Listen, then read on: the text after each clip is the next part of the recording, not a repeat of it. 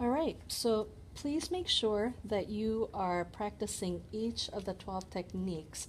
My recommendation is to work your way down, so that way your hand is not rubbing and smudging. You choose whatever colors.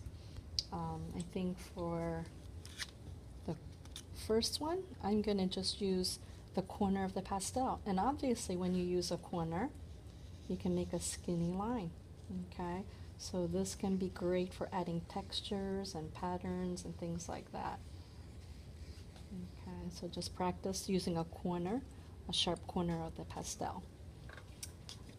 And you can use the same color or different.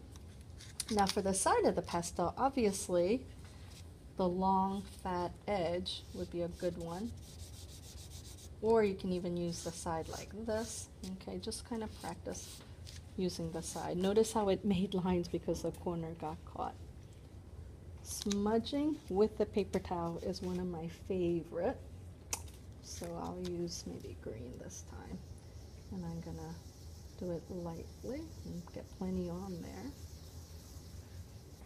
And then what I do is I use one piece of paper towel and I pretend it's like I have a little cut on my finger. I wrap the paper towel around it. I hold on to it so that paper towel's only covering that tip. And then what I can do is I can go around the edges and I can make the edges really smooth and make it look like it's fading out. Okay, smudging with the paper. The other thing I can do is blend with another color. So let's see, let me use a red color. I'm gonna, blending works really well if you just really do it kind of softly. So I'm gonna use the edge. And then I'm gonna go ahead and blend a little bit of yellow with it. So I'm going to start over here on this side, but then I'm going to work my way over toward the other color and notice what's happening, where they're coming together.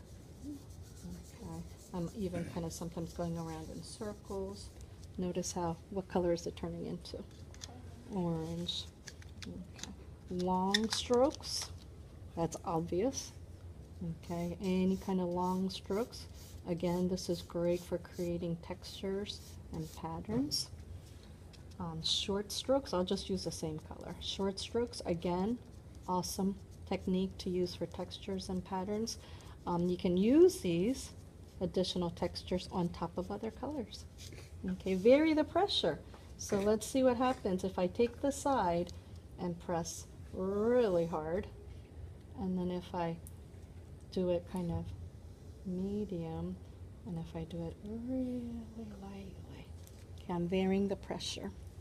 Hatching, you've done that with the color pencils. Hatching is just, creating those, and you can even use a variety of colors. Hatching.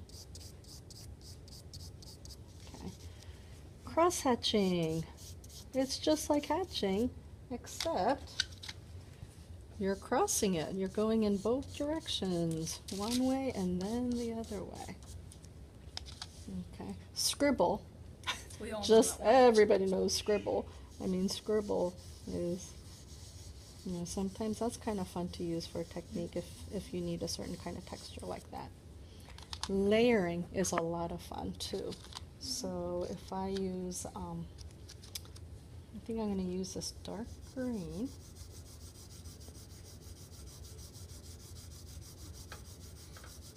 And then on top of that, I'm going to layer a little bit of yellow.